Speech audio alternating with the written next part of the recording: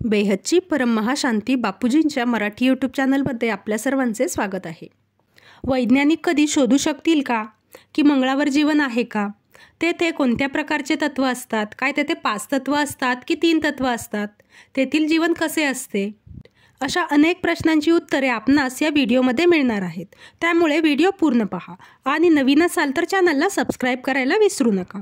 बेहदच्या बापूजींनी आपल्याला मंगळावर जीवन आहे का, ते होते तर कसे होते आणि आता तेथे काय परिस्थिती आहे, तसेच मंगळावर पाणी आहे का, याचे सखोल ज्ञान दिलेले आहे। बापूजींनी आपल्याला परग्रही दुनियेबद्दल खूप सखोलपणे ज्ञान हे समजावलेले आहे।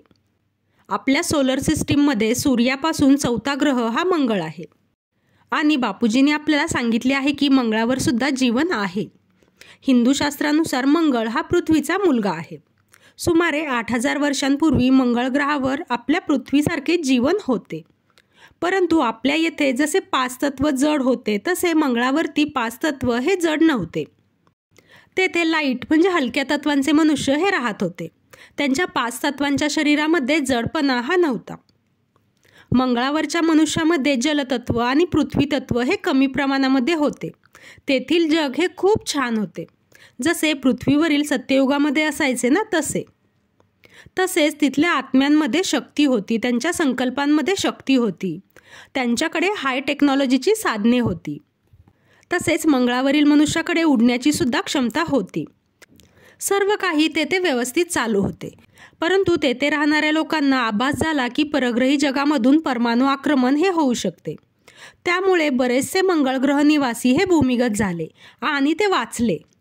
ज्या प्रकारे पृथ्वीवर सुद्धा धर्मयुद्ध होत असतात ना, त्याच प्रकारे मंगळ ग्रहावरती सुद्धा धर्म आणि अधर्मांमध्ये 8000 वर्षांपूर्वी खूप मोठे धर्मयुद्ध झाले होते आणि त्या परमाणु युद्धामुळे भूकंप देखील झाले होते, ज्यामुळे पूर्ण रूपाने मंगळ ग्रहावरील जीवन हे जमिनीखाली गाडले गेले आणि तेथील जग हे संपून गेले। तसेच तिथले वायुमंडळ हे राहण्यायोग्य राहिले नाही। त्या परमाणु युद्धामधून जे वाचले होते ते दुसऱ्या ग्रहांवरती पळून गेले। तसेच काही जण पृथ्वीवर देखील आले होते। त्यामुळेच तर आपण आज पाहत आहोत ना, बरेच जण म्हणत आहेत की मी या ग्रहावरून आलो आहे, मी मंगळ ग्रहावरून आलो आहे। तर आपल्या पृथ्वीवरचे वायुमंडळ हे 5 तत्वांचे आहे ना, त्यामुळे तेथील जे मनुष्य आले होते त्यांच्या शरीरावरती देखील येथील 5 तत्वांचे आवरण हे चढले आणि आपल्या येथील आवरण हे खूप जड आहे। त्यामुळे तो आत्मा आपले अस्तित्व हे विसरून गेला आणि आता काही आत्म्यांना आठवत सुद्धा नाही की ते मंगळ ग्रहावरून आले होते।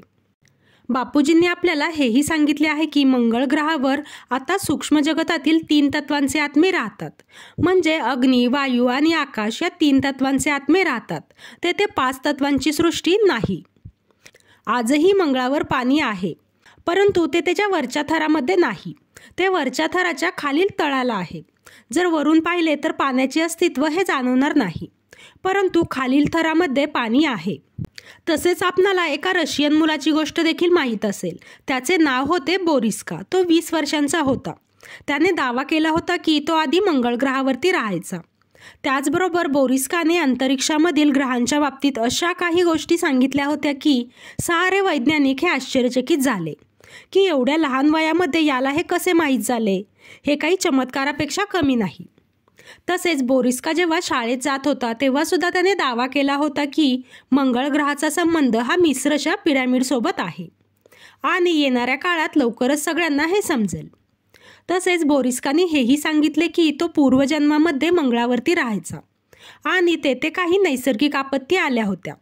तसेच तेथील राहणारे लोक सुद्धा जवळजवळ 7 फूट उंच होते, तरी देखील ते जमिनीखाली राहायचे आणि श्वासावाटे कार्बन डायऑक्साईड घेत असायचे। आणि नंतर मंगळ ग्रहावरती नैसर्गिक आपत्ती झाल्या आणि त्यामुळे त्याने इथे पृथ्वीवरती जन्म घेतला, असे बोरिस्काचे म्हणणे होते। तर अशा प्रकारे बेहदच्या बापूजींनी आपल्याला हे सविस्तरपणे सांगितले आहे की मंगळावरती जीवन होते आणि आत्ता देखील आहे, परंतु आता तेथील जीवन हे 3 तत्वांचे आहे। त्यामुळे विज्ञानाचे साधन हे 3 तत्वांना पाहू शकत नाही। त्यामुळे आपल्याला याची माहिती कधी होईल कोणास ठाऊक। जेव्हा आपण सगळे आत्मस्वरूपामध्ये स्थित होऊ, आपल्या आत्म्याची शक्ती वाढू, तेव्हा आपल्याला आपल्या आत्मस्वरूप स्थितीमध्ये हे सर्व काही ज्ञात होऊन जाईल। तर पहिली स्टेप तर आपल्याला हे बेहदचे ज्ञान आधी समजून घ्यावे लागेल आणि आपण आत्मा आहोत, आपण केवळ शरीर नाही आहोत हे आधी समजावून घेतले पाहिजे. आणि दुसरी गोष्ट येते की ती परमात्म्याकडून शक्ती घ्यायची. त्यामुळे आपल्या आत्म्यामध्ये खूप प्रचंड शक्ती येते आणि जसजसे आपण आत्मस्वरूपामध्ये स्थित होऊ तसतसे आपणही अनेक गोष्टी पाहू शकतो. त्यामुळे सर्वांना विनंती आहे की बेहदचे ज्ञान हे सर्वांनी समजून घ्या.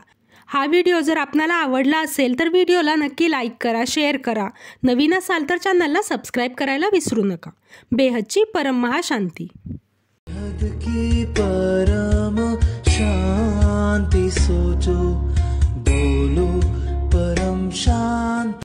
Join us daily for our morning live meditation, Monday to Saturday, 5:30 to 6:30 a.m. Join us daily for live meditation, 10 p.m. to 11 p.m. on YouTube Live. Subscribe now. Website www.paramshanti.org. Email us anant@paramshanti.org. Like, share, subscribe. Join today. बेहद की परम शांति so